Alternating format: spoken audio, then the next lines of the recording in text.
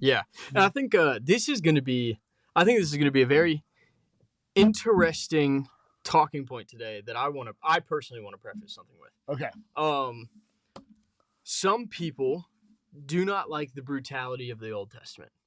I've seen it as an argumentative and contention point for many of those who are non-believers, deconstructing, or atheists. Sure. So I think there are going to be some counterpoints where I might press. This is going to be some uncomfortable. There's going to be some uncomfortable stuff. Yeah.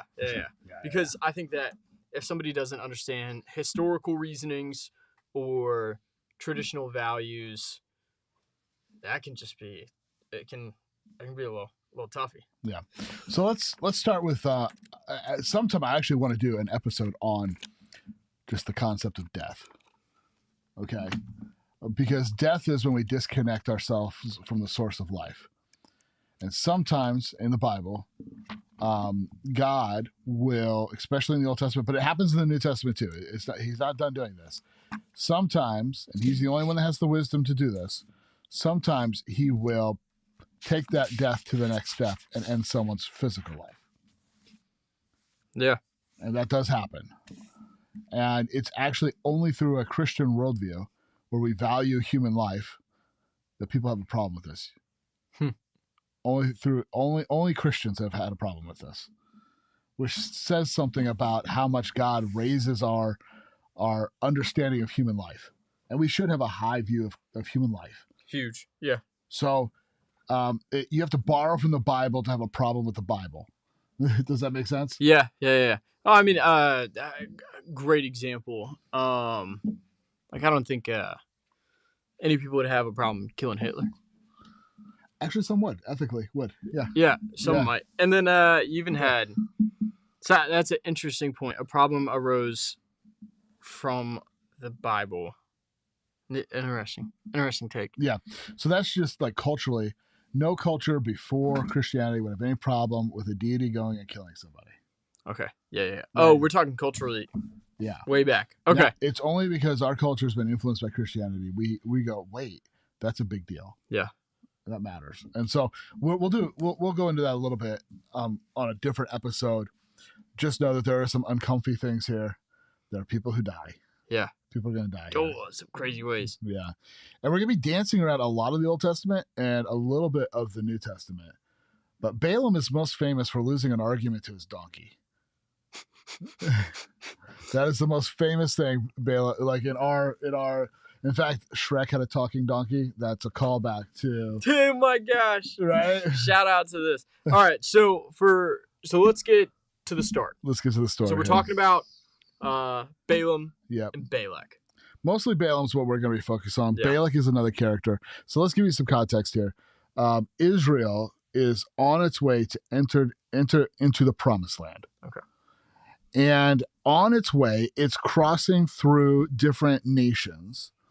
The name of one of these nations, and if you read more of the Bible, you'll find out that Moab is a cousin nation. It's it's Lot, who was a nephew of Abraham, ends up being the father of this nation. Also Ammon, I believe. But anyway, there's another one. But Moab is like think of them as a cousin nation. So as Americans, we might think of like Australians as kind of like us, but a little different. Yeah. Or the Scotch or something like this. You know, they're kind of like us. We have some crossover, but we're still different countries, still different cultures, still different accents, those kinds of things. Well, almost like I feel like he would be closer to like Canada, right? A nicer America, gunless America. Nicer is in like friendlier. Yeah, okay. That's what they're known for. No, not in as in like Canadians. Come on, as an American, I was just like, I don't know. Yeah, they're like they're like the polite guys. Yeah, apparently that's like a big meme. Yeah, they're also known for their war crimes. So it's a real thing. So it's very nice war crimes, stuff, very polite war crimes. So you have Moab, and I think this was when I was reading through this, because my Old Testament studies are not as in depth as they need to be as a believer. Sure, that is so common. It's kind of like a goal that I'm going to be going through this year of like really tuning in on the Old Testament mostly. But I had the way that I was reading it is I was like, I would see Moab as a person and then a nation, and it was a little confusing. Yeah, Moab is a nation. Balak is the king of Moab. Okay. Yeah, and it's going to be a little bit of a smaller nation than Israel, but still, it's a nation, and they're established. They have land. They've been there a while. Israel is wandering. And Balak, the son of Zippor, is the king. Yes. Okay. Yep. So Moses is leading Israel to the edge of the promised land. He himself will not enter the promised land. Joshua will be the one to take Israel into the promised land. Okay.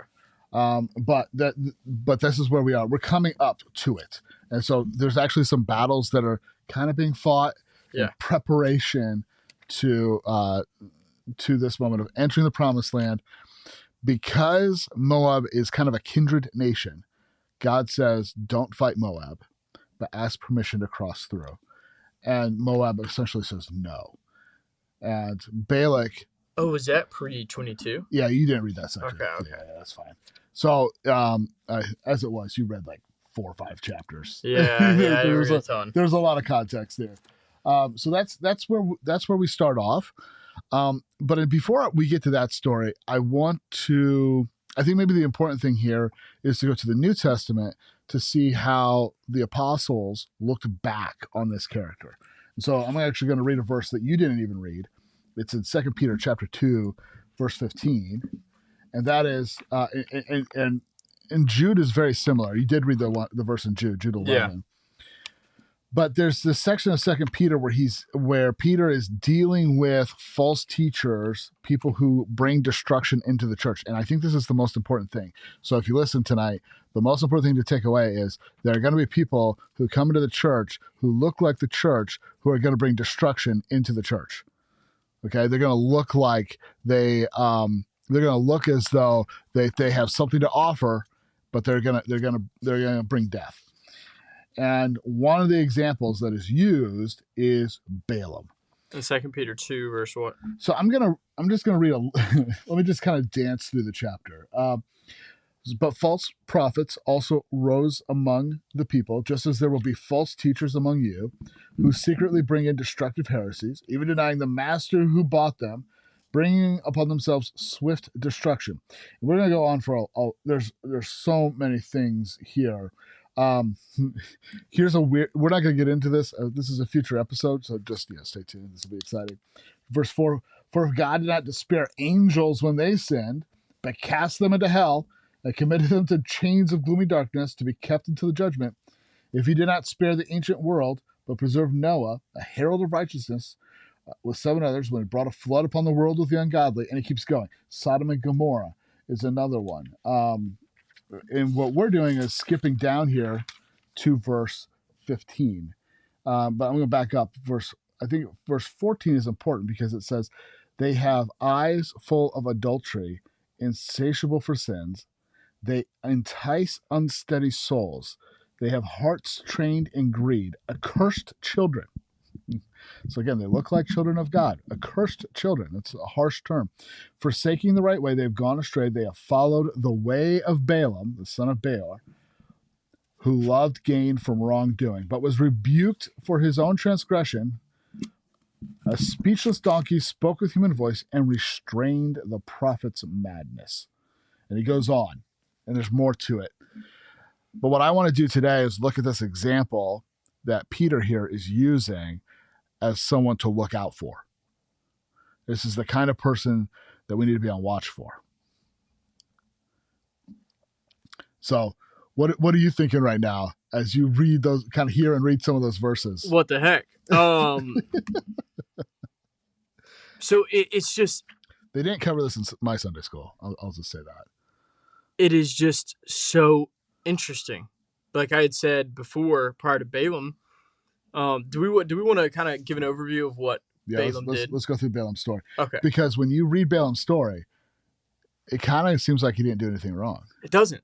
All right, so guys, we'll lay out the story of Balaam. Let's do it. Essentially, Balak had approached him and was like, "Hey, you're well, who is Balaam? Balak. Oh, Balaam. Yeah. So wait, who is Balaam? Yeah, that's a great question. Okay, yeah. By the way, archaeology has found a wall with an inscription talking about Balaam. So apparently he was a big deal back in the day. Okay, wait. I forget. He was a neighboring nation, was he not? He was in a neighboring nation. I don't. So the way that they've translated it is that he was next to the river Euphrates. There's some reasons to question that. It actually, I think the Hebrew there just says the river, which is a way to refer to Euphrates, but sometimes other things. He is son of Beor Yeah. at Pethor, Yeah. which is by the Euphrates in the land of his people. Yeah. Balak said to him, "Look at people who have come out of Egypt." Did they actually give a lot of context as to who Balaam? Basically, where Balaam's he's from? called a prophet, he's called a seer, and he's called a diviner. Yeah, Different places. because I guess in when I was reading it ESV, he was an oracle. Mm-hmm. Yeah, that's what Yeah. All right, so Balaam, it's a prophet.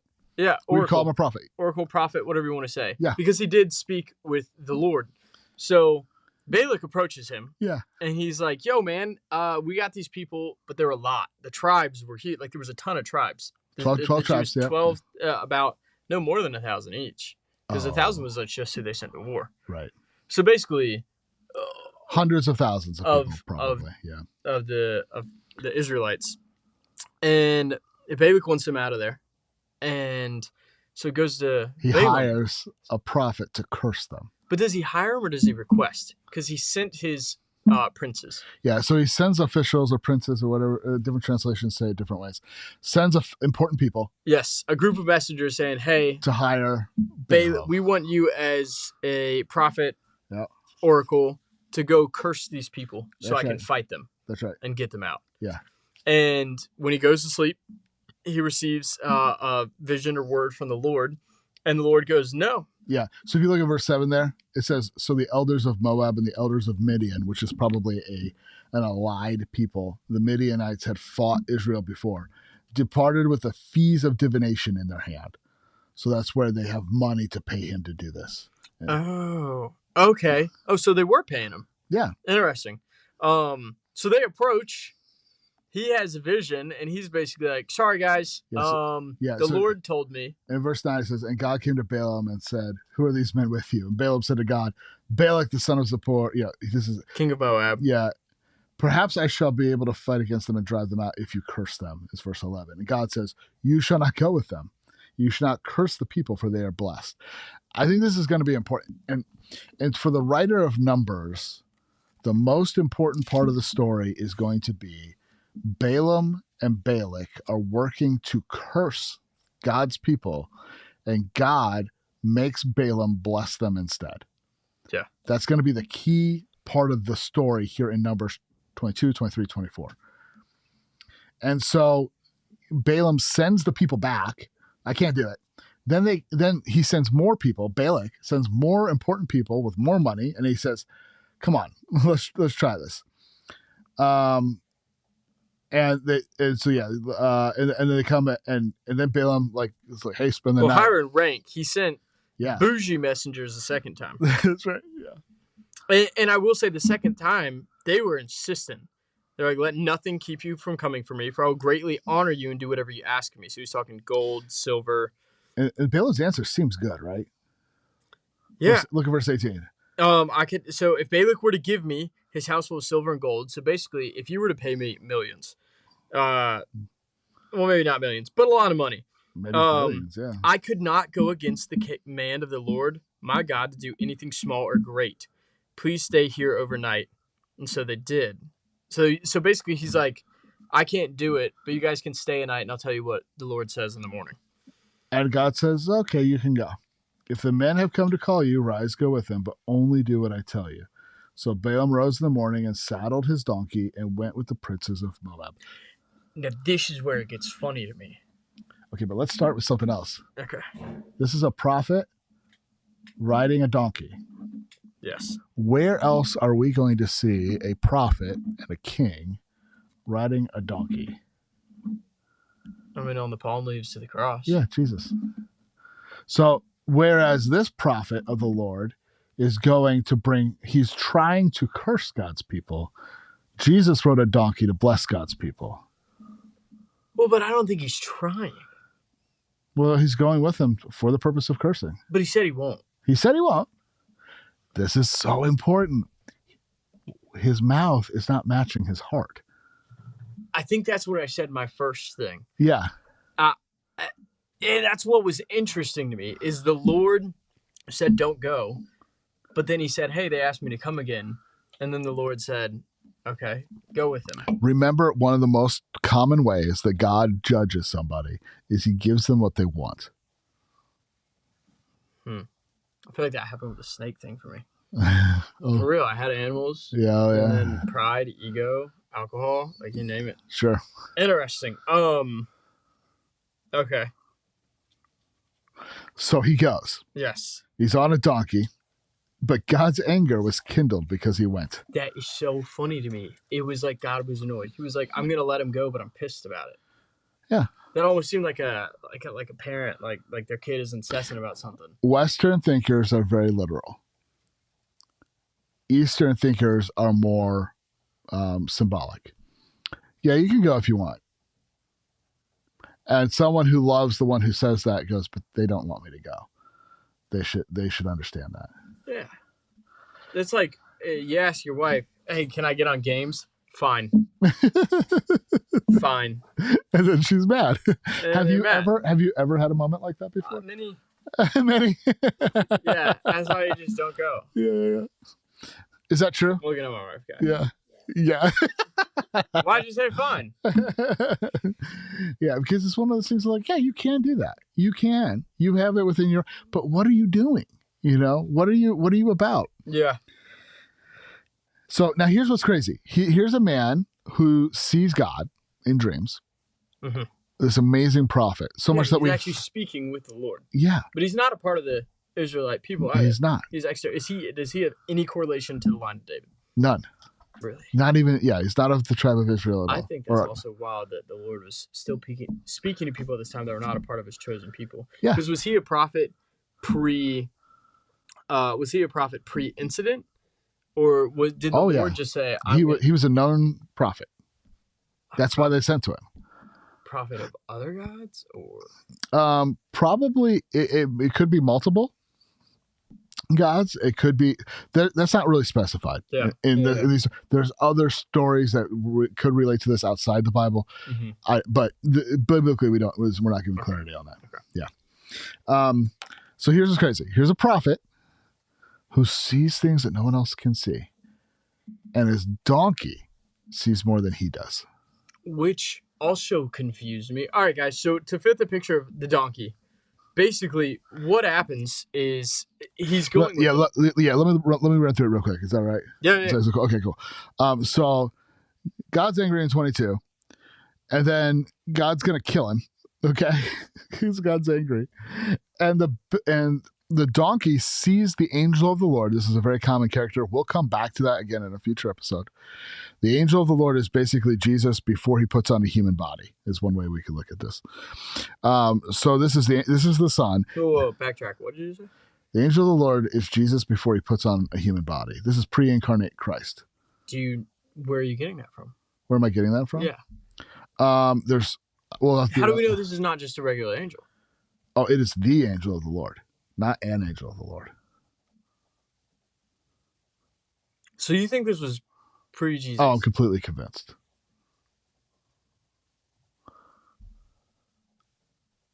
He's a common figure that pops up all throughout the Old Testament. The angel of the Lord. Not an angel of the Lord.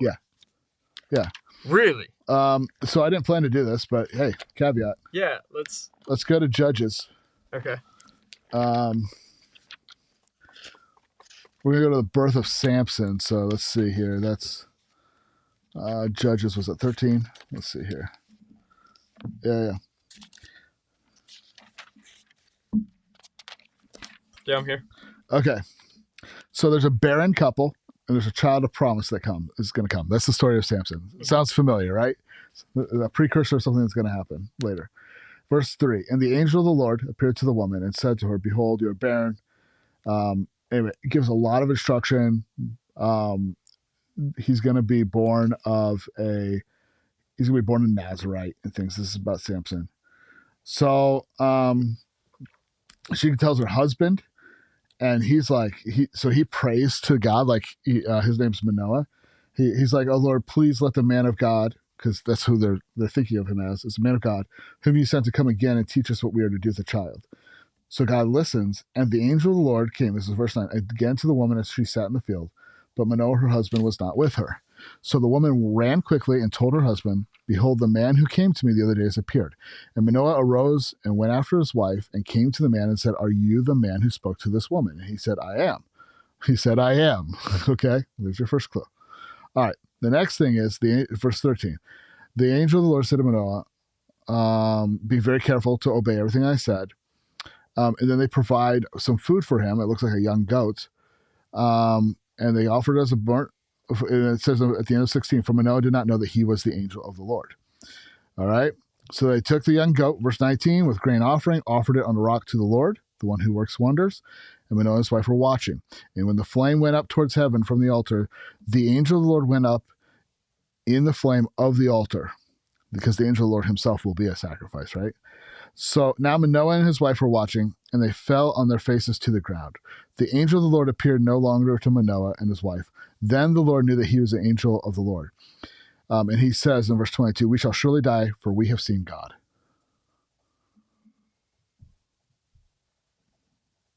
What the world? The angel of the Lord is Jesus before he puts on a human body. What? Are there any more representations or reflection of this that we can get? There are, but I don't remember off the top of my head. There's actually a lot more. But what the heck? Yeah, but that's one for you. Okay, yeah, so... Yeah. So this is blowing my brain. So Balaam, the angel of the Lord, I guess we were saying we are going to kill him, but let's, I'm going to kind of paint how he's going to kill him. When the donkey saw the angel of the Lord standing on the path with a drawn sword in its hand. Uh-huh. So this angel of the Lord has a sword that stands in the way. Uh-huh. And like you were saying, this is where it gets almost brutal. Peter's not going to like this one. The donkey, she turned off the path and went into the field. So Balaam hit her to return to the path. Yes. Just, bah! Yeah. What are you doing? Like your donkey, but he doesn't, I didn't realize this either until a little bit later. Like, oh, this prophet, I thought that the angel of the Lord was revealing himself to Balaam. No. But it wasn't. No. Only the donkey saw the angel with the sword. So the donkey's like, no. Which means the angel of the Lord is hiding himself from this prophet. Yeah. Okay, but this happens 3 times. Then the angel of the Lord stood in a narrow path between 2 vineyards with a wall on either side. And the donkey kind of goes by, pushes against one wall, crushing his foot against the wall. You will deny me 3 times before the rooster crows. Well, 3 is used a lot for a lot of reasons, but yeah. This is a 3-time denial. That's nuts. Okay, yeah. Continuing. So he hurts his foot. He strikes her again. So he's just beating on his donkey. Then the angel of the Lord went ahead and stood in a narrow place where there's no way to turn, either to the right or the left. When the donkey saw the angel of the Lord, she lay down under Balaam. And Balaam's anger was kindled, and he struck the donkey with his staff. So he's beating his donkey. So went into a field, and then went into a tight place and to a squished wall. his leg. Yeah. And then when it was even tighter, the angel of the Lord appeared again, and she's like, no, I'm good. Just lay down. Yeah. Yeah, and this is... And Balaam beat the donkey on each correction. Every time. Then the Lord, the angel of the Lord opened the mouth of the donkey, and she said to Balaam, this is so funny. This is wild. What have I done to you that you struck me these 3 times? And Balaam said to the donkey, because you've made a fool of me. I wish I had a sword in my hand, for then I would kill you. And the donkey... jerk. Yeah, what's crazy is the donkey's talking. And then the donkey like asks him a question. Am I not your donkey on which you have ridden all your life long to this day? Is it my habit to treat you this way? And he said, no. He's like, well, no. And then the Lord opened the eyes of Balaam and saw the angel of the Lord in the way with his drawn sword in his hand, and he bowed down and fell on his face. Again, you would not bow down and fall on your face to just an angel. You will only do that to God. And the angel of the Lord said to him, why have you struck your donkeys 3 times?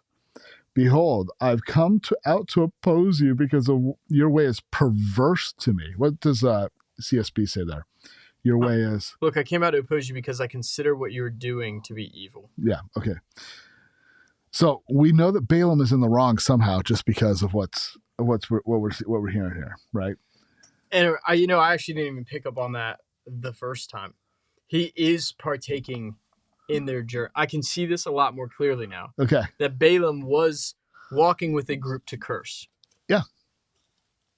He after the first rejection. Yeah. He should have just been like, no, rejection is firm. He should have wanted to bless those that God loved. He should have wanted to love what God loves.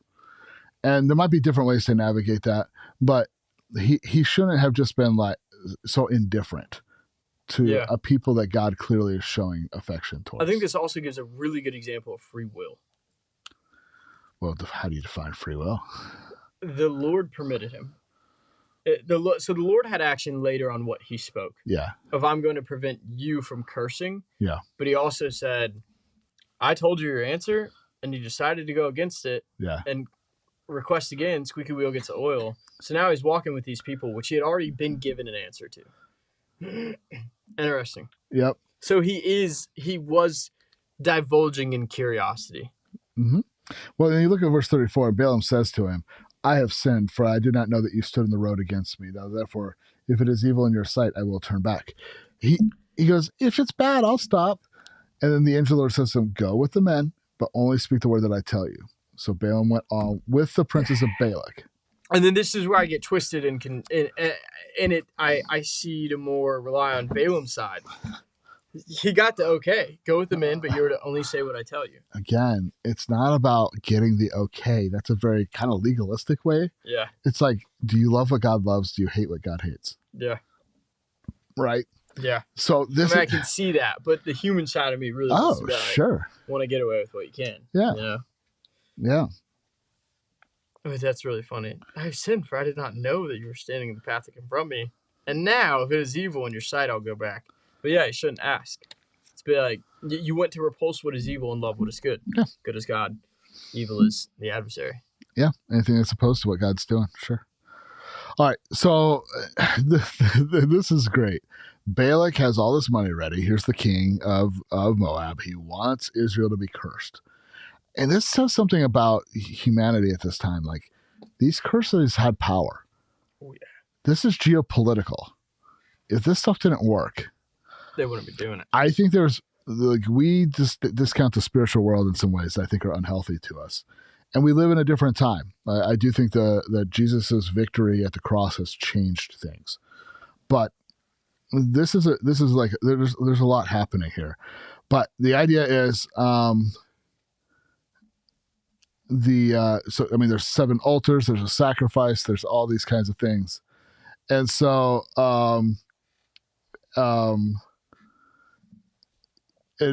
he goes, here it is.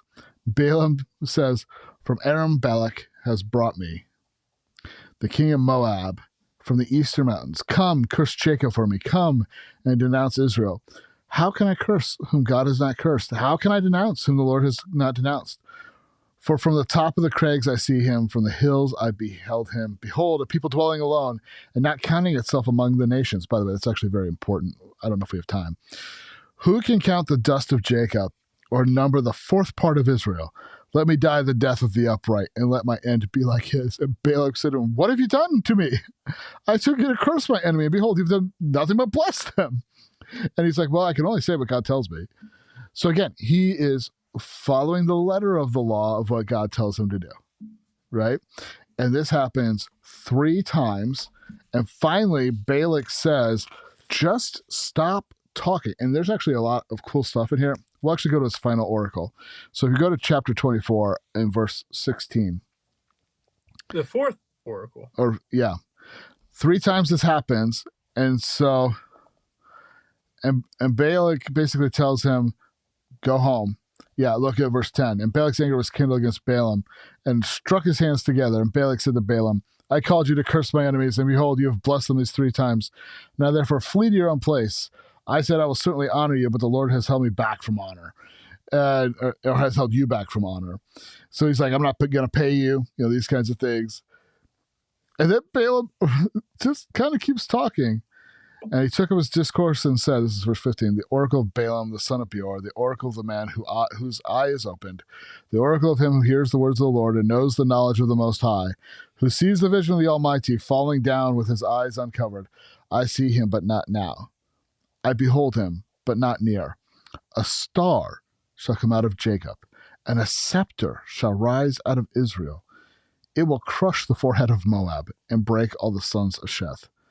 Edom shall be dispossessed. Seir, that's the home of Edom. His enemies shall be dispossessed. Israel is doing valiantly. And one from Jacob shall exercise dominion and destroy the survivors of cities. And he looked up on Amalek, where the Amalekites lived.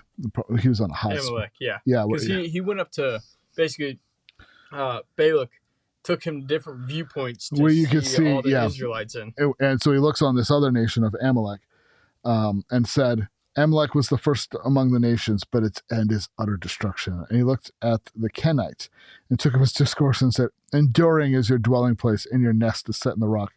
Yeah. Nevertheless, Cain shall be burned when Asher takes away your captive. And he just keeps going. All these nations are going to be judged. And then he goes back home. And he just goes back home. Now, later on, did we find out who the scepter from Israel is? Are they talking about Jesus in this? That's a messianic prophecy talking about Jesus. Where a star will come from Jacob. Well, and there was a star at his birth. And there's a scepter, like his reign. Yeah, this is about Jesus. Yeah. So God has done all this. What has Israel done to protect itself from this prophet, from this scheme? Nothing. Absolutely nothing. They've just been sitting there. Well, okay. Well, so ends scene 1. Scene 2. What's Israel doing? Look at chapter 25. All right. Well, Israel was staying in the acacia grove. The people began to prostitute themselves with the women of Moab. This is where, okay, this is the reference in later. I read 25 and wasn't even really thinking about it. Basically, the women of Moab go in and entice men to practice sexual immorality and to worship Baal. Baal. Yeah. And we could go further into this story. We won't right now. Yeah. Just, it's enough to know that it angers God, and there was a plague that kills 24,000 people.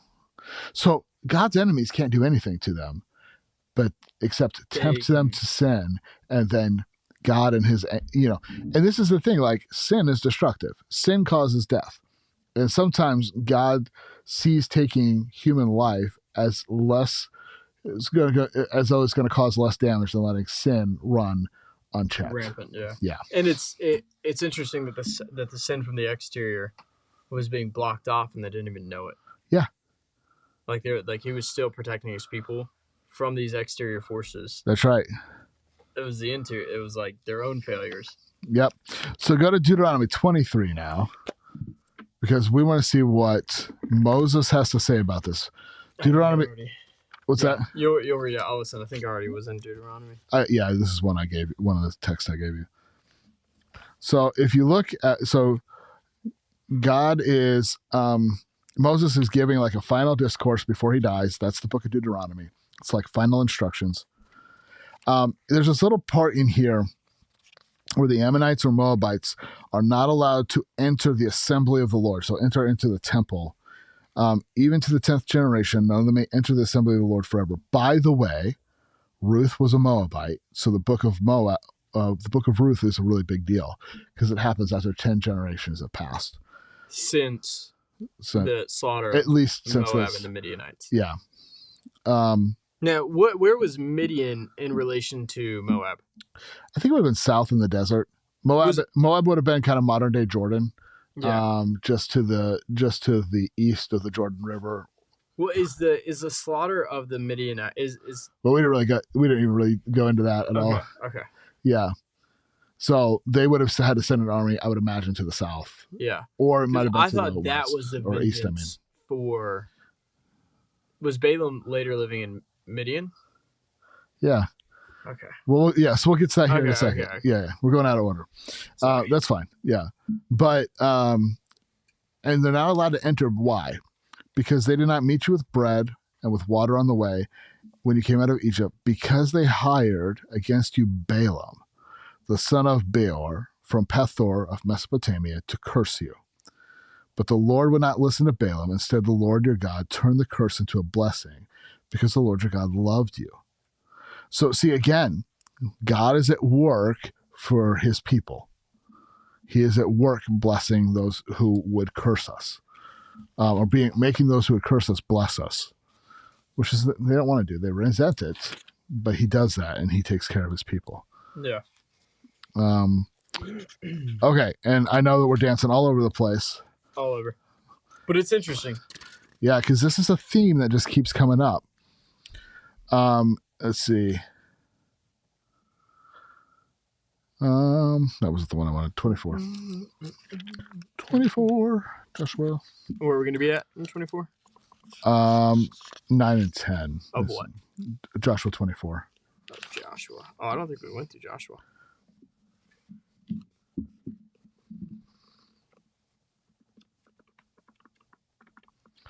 So again, you're going to say, and Balak the son of Zippor, king of Moab, arose and fought against Israel.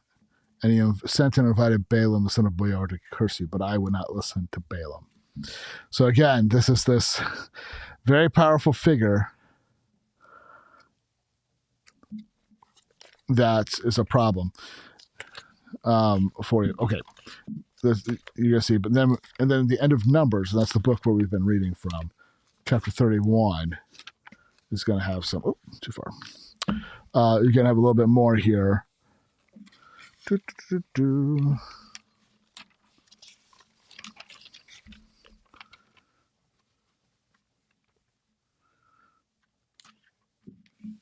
This is war with Midian. Yep. And I'm looking for it. 16? 31:16? Yes, this is it. So there were some women that were brought captive back into the camp. There's a whole thing that can be said about there. I'm going to leave that right now, because right now we're focusing on a warning for God's people of those whose advice would bring destruction to them. So these women were the ones that caused problems. And he says, behold, these on Balaam's advice caused the people of Israel to act treacherously against the Lord in the incident of Peor. That's where they were worshiping the Baals.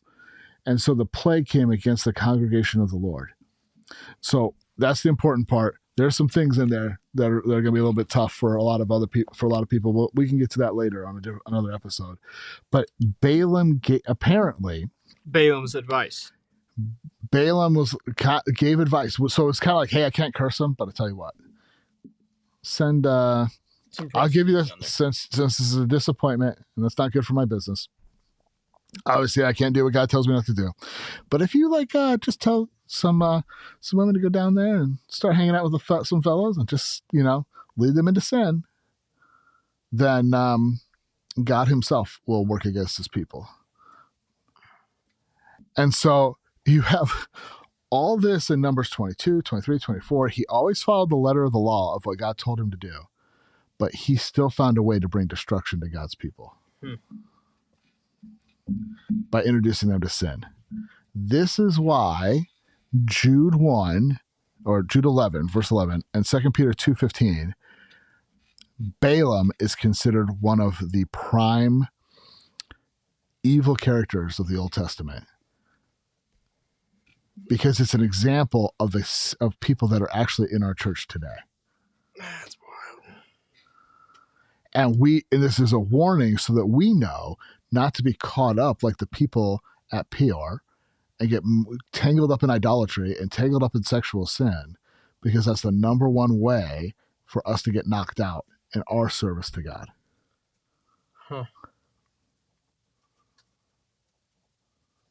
Honestly, I was thinking about all the ways reading this where I can try and find gray areas of scripture to do what I want without technically sinning. Right. And I think we all have Balaam's nature. Oh, 1,000%. I mean, if you just take it to the fullest extent, then we're doing the same thing to other people, causing them to sin. For sure. Yeah. Yeah. Yeah. Golly. Yeah. That's kind of deep. Yes. Because I feel like this isn't the thematics of this, even though it has, if you didn't read the Old Testament and didn't know about Balaam, who still walked in the Lord's accordance, under the Lord's permission, theoretically, yeah, we're not hating what he hated. Yeah. Like, he wasn't hating what he hated. And we, I think, have a problem of not hating what the Lord hates. Like, truly. Yeah. And why does he hate what he hates? Is he just a killjoy? Is he just someone who's just like controlling us up there? No, it's because we don't understand the death and depravity of it. Yeah. These are things that bring death. Yeah. Whether we understand it or not, in one form or another, they're going to bring death. That's crazy. Isn't that crazy? That's convicting. Yeah, man. I mean, because that could reframe your mindset on, like, what you watch. Oh. Like, down your TV shows, yeah. like, everything. Yeah. And it should also, and here's what the New Testament writers are using it for. Don't be deceived by the Balaams. Which is scary. Yes. Huh. I mean, Satan used scripture to tempt Jesus. Yeah.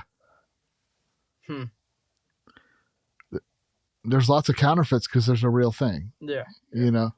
Yeah. Wild. I didn't like that, and then I really liked it. Like, that's pretty good. Okay, so that's Balaam and Balak.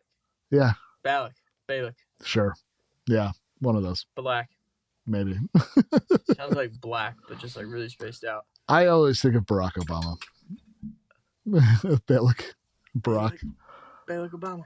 Yeah. No. Interesting. I'm not making any. So, yeah. Other than real world and modern day applications, yeah. to a believer, this is a cautionary method for yourself and for others. To a non-believer, there is depth to the Old Testament. Yeah. And the way that it. This is a Jewish way of storytelling. It's going to be a little bit different than how we tell stories today. Yeah.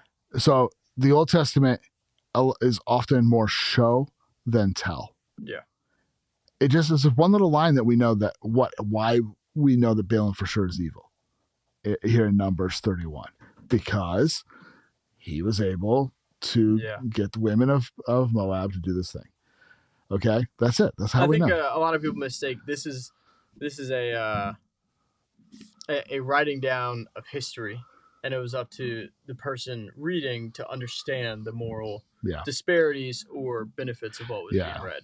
Something else I think is important too is Balaam apparently was like a super big deal. Which is crazy. Like I'm telling you, they found a wall with his name engraved on it and like his deeds written on it from like I think they said the 8th century BC, which is about, that would fit with at least some of the timelines. Yeah. And it's not just Balaam, it's Balaam son of Peor. Like it's like the full title. Yeah. Not just like, it's my house. It's interesting. And I do believe that wall does have him maybe engaging with other gods as well.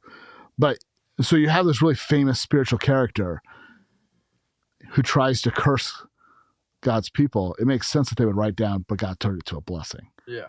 We don't have that context so much. We just see it for what it is. Kind of what's. Yeah. And then the rest of it, he was conniving too, and he was able to trick. Yeah. Well, they're saying, and to have like such a small story, but also reference points just in the New Testament. Yeah. Where this was clearly a big thing. Like, this wasn't like, oh man, that's nuts. Yeah. There's actually one more reference. I believe it's in Revelation 2. It's a very similar use case. I forgot to look it up before now. So this is real time, the brain of whatever. Revelation 2. I believe it's Revelation 2. Look around. You might see something about Balaam in there. It's either chapter 2 or chapter 3.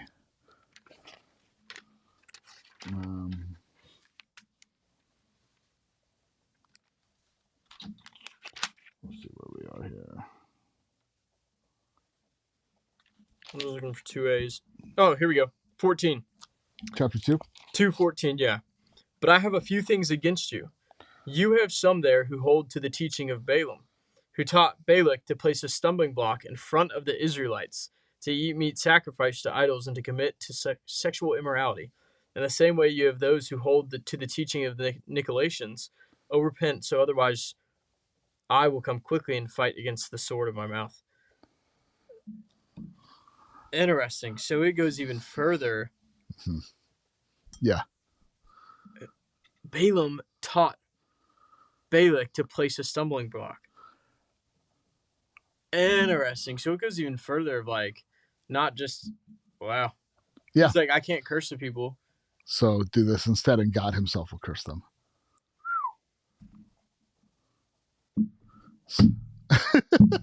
So there's a lot of conniving people out there. And sometimes we, in a sense of wanting to be gracious and give the benefit of the doubt, and I think we need to do that. We need to be gracious with people. Yeah. There's a lot of times to give people the benefit of the doubt. But when you see it leading to destabilizing people, particularly in sexual practices, that is the path of Balaam. What are the fruits bearing? That's right. Look at the fruits. There's a turn to a stumbling block where people are turning away from the faith. They're turning towards Baal, and they're turning towards sexual sin and these kinds of things. Like, that needs to be dealt with. Yeah. Jeez. Yeah. All right. Did any questions come in or anything like that? Yeah, no. All right. Well, sweet. Any questions from the peanut gallery? No. Jojo. You guys know any Balaams? He just laughs. He's like, I don't know. Jojo, you know any Balaams? Not you know of? Okay. There's a few people I could think of. We won't, but I don't want to. Who's that? Airplane pastor. Oh, I don't know. Clip. That might be a little bit different. I don't know if. Yeah. I don't know if I would say that. I don't know enough about him. I think it was Creflo Dollar. His last name's Dollar. Yeah. That's really funny. Yeah. But I don't know. Yeah. I think he's a prosperity guy. Yeah. That's fine. Yeah. There's some people I know, but I don't want to get sued. So I'm not going to. I'm not going to say it on the internet. So. Cade's looking for the comments. Oh, yeah. Anything? Sweet. You look like you could be the guy in the Green Arrow. He kind of does. That hood, man. Modav? Jacob. Huh. Just Jacob. Team Jacob. I'm down. Yep. Cool. All right, sweet. Well, I think that was kind of everything for tonight, right? That's everything for tonight. Well, sweet deal. We're going to be back to our Dominion series next week. What do we want to do? Do we want to do beauty next week? Yeah. Bring it on. Yeah. All right. We're supposed to take dominion over beauty. Make beautiful things. We're supposed to make beautiful things. Yeah, that's a good correction. Yeah. I just think I wholeheartedly disagree with you on so many topics on that. This is going to be great. We'll see how it goes. Yeah. We'll probably be friends at the end. Yeah. I'm going to do a lot of reading from C.S. Lewis and Tolkien and their letters back and forth. Okay, yeah. Perspectives bring it. That'd be great. That'd be awesome. Because I got problems. Maybe we should do it the following week then. Yeah, what do you want to do next week? Did we do time? We did time. We could do fruitfulness. We could do did we do the body yet? I think we did do the body, yeah. Yeah. We did our physical body. I'm trying to remember off the top of my head what are the other areas. Jojo, do you remember? You know what, guys? We'll figure it out. Look out for it. We'll put Love it. y'all. We'll see you. Yeah, it'll be